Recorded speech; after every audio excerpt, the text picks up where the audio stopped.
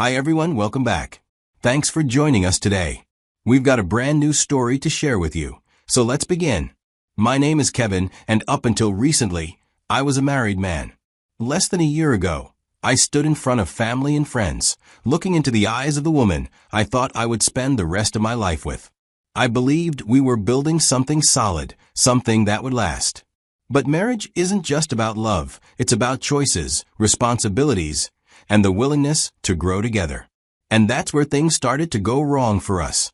When we got married, I assumed we were both ready to step into a new phase, one where we prioritized our home, our commitment, and our future. But as the months went by, I started noticing something. For Nora, marriage didn't mean the party was over. She still wanted girls' nights, weekend trips, and late-night outings, just like when she was single. At first, I tried to be understanding. I told myself she just needed time to adjust. I didn't want to be the kind of husband who controlled his wife or told her what she could and couldn't do. But the more I ignored it, the more I realized that this wasn't a phase. This was who she was. When I realized I had been lying to myself all along, everything changed for me. I remember exactly how I met Nora. It was a Friday night, and I had just wrapped up one of those days at work that made you question why you even bother. I was exhausted, mentally drained, and just wanted to clear my head. So, instead of heading straight home, I decided to stop by a nightclub because I needed a drink and some background noise to drown out my thoughts. The place was buzzing with energy, loud music, flashing lights, people dancing without a care in the world. But in the middle of all that chaos, I noticed her. She was sitting alone at the bar, stirring her drink absent-mindedly, looking like someone who had a lot on her mind. She was beautiful, undeniably so. But what really caught my attention wasn't just her looks. It was the way she seemed detached from everything around her. I wasn't planning to start a conversation, but something about her expression made me pause. So, I leaned in and said some random joke. I can't remember exactly what it was, but it worked. She looked up at me, and for the first time that night, she smiled. That's how it started. One joke turned into a conversation, and before I knew it, we were talking like two old friends. We talked about everything, work, life, and how sometimes you find yourself in places you don't really want to be. She told me she had come out with friends, but ended up alone when they got caught up in their own fun. She didn't seem eager to leave, though, and I didn't mind keeping her company. By the time the night was over, we had exchanged numbers. But that was it. I didn't even think much of it at the time. It was just a good conversation with someone who, for whatever reason, felt like talking. Over the next few months, we stayed in touch casually. A text here, a quick call there. Nothing too deep, just light conversations. Then one evening, I invited her over to my place. Just a casual hangout. But that's when things started shifting. One visit turned into another, and before we knew it, we were seeing each other regularly. It wasn't a love at first sight kind of thing, but we did get into a relationship. At first, everything seemed fine. But one thing I noticed early on was how much she loved being around people.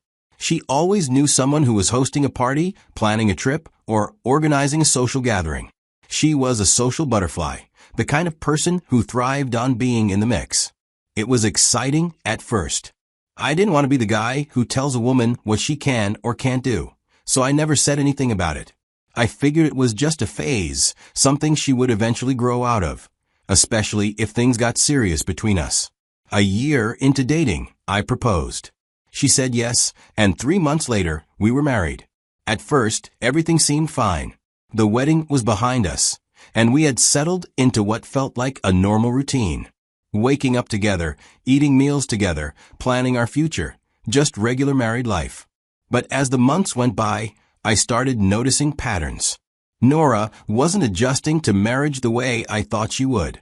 She was still very much in party mode. It wasn't just an occasional night out with friends. There was always a reason to be somewhere. A birthday, a girls' night, a quick meetup that somehow turned into an entire night out.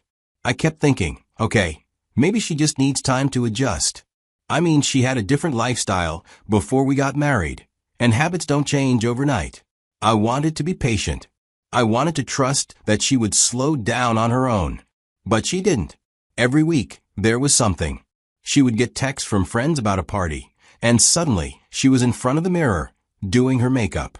If it wasn't a nightclub, it was a lounge. If it wasn't a lounge, it was a private gathering.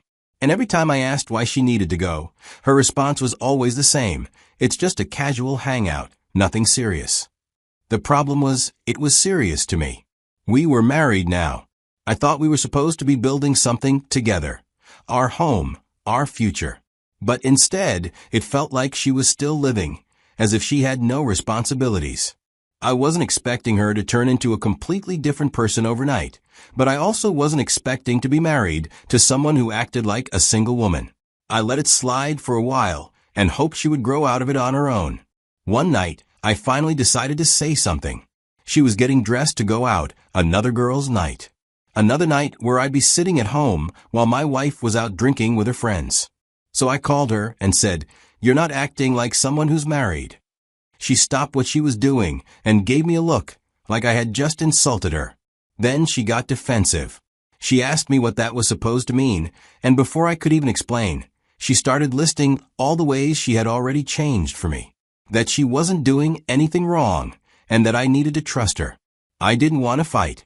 We were still early in our marriage, and I didn't want to create unnecessary tension. So I let it go. And for a while, it seemed like things got better. She stopped going out as much, and I assumed everything was fine.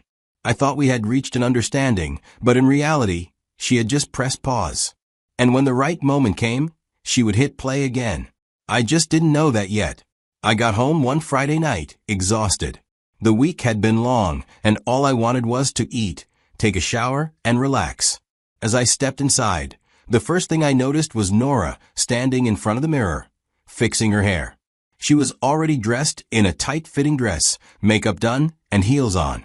For a second, I just watched her, confused. I hadn't heard anything about plans for the night. "Where are you going?" I asked, setting my bag down.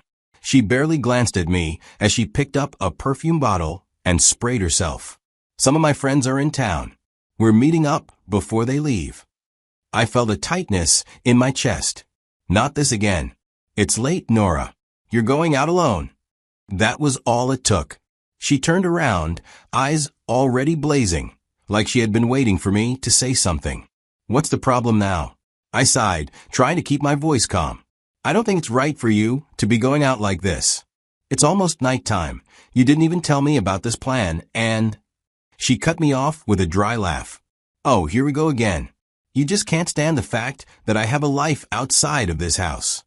"That's not what I'm saying," I replied, trying to keep my frustration in check. She folded her arms. "Then what are you saying?" "Because I already stopped clubbing for you. Now I can't even see my friends when they're in town? Should I just sit here and rot?" I stared at her. It was useless because no matter how I framed it, she had already decided I was the villain. I am her husband, and she is out here acting like a single woman. In her mind, I was just trying to cage her. So I said nothing. I just watched as she picked up her purse, gave herself one last look in the mirror, and walked out the door without even saying goodbye. I sat down on the couch, rubbing my hands together. My stomach was tight, my mind restless. My head was filled with thoughts I didn't want to deal with. How did I get here? How did I end up in a marriage where my own wife acted like she was doing me a favor by staying home? I turned on the TV, hoping it would distract me. It didn't. The hours passed slowly. I checked my phone. Nothing. Midnight was approaching, and I told myself I wouldn't wait up, but my eyes stayed glued to the door. Then, just before 12 a.m., I heard the lock turn. The door opened, and there she was. Drunk. Completely out of it. She staggered as she stepped inside, struggling to take off her heels. I rushed toward her, instinct taking over. As much as I was angry, I didn't want her collapsing on the floor. I put my arm around her, guiding her toward the bedroom. She was mumbling something, half words, half laughter, but I wasn't even listening. I helped her onto the bed, and that's when I noticed it. She wasn't wearing any underwear. My eyes traveled lower, and that's when I saw it, a wet, sticky trail running down her thigh.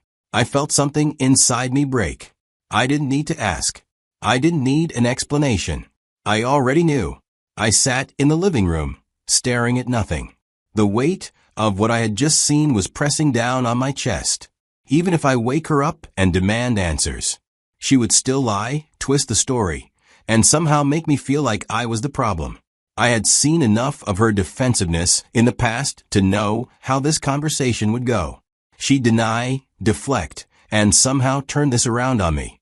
And honestly, I was too exhausted to fight. For an hour, I sat there, running through every option in my head. Do I confront her? What good would that do? Do I wait until morning and talk things out? But then what? How do you talk things out when the trust is already dead? Do I pretend I didn't see what I saw? No, that wasn't an option. The marriage had already been fragile, hanging by a thread, and tonight was the final cut. There was no fixing this. I had my answer. At exactly 5 a.m., I made my decision. I wasn't going to waste another second in a marriage that was already over. I got up, went to the bedroom, and quietly grabbed a small bag. I didn't take much, just some clothes, my wallet, my car keys, and my phone. I didn't leave a note. I didn't wake her up. There was no need for explanations. She knew. I got into my car, started the engine, and pulled out of the driveway without looking back. I didn't have a plan beyond this moment, but I knew one thing: I wasn't staying. I drove straight to my parents' house in another state. Later, I woke up to the sound of my phone vibrating against the nightstand in my old bedroom at my parents' house. I had barely slept. The screen lit up with Nora's name. I checked the time. It was 10 a.m. That's probably when she woke up, or that's when she finally realized I was gone. The calls kept coming, one after the other. I stared at the screen, letting it ring, waiting to see if she'd leave a message, and if she'd even acknowledge what she had done. But there was nothing. By the 7th or 8th call, I picked up. I didn't say hello. I didn't ask why she was calling. I didn't give her the chance to make this into something it wasn't. Our marriage is over. That was all I said. She went silent for a second. Then came the fake shock. What? Kevin, what are you talking about? She tried every trick in the book. First, she accused me of overreacting. Kevin, I don't know what you think happened, but you're blowing this way out of proportion. Then, she flipped around, making it about control. This is what you wanted, isn't it? You never wanted me to have my own life. You just wanted an excuse to leave. And then came the guilt trip. So that's it? You're not even going to try? You're just going to throw our marriage away over one night. That's when it hit me. She genuinely didn't believe she had done anything wrong.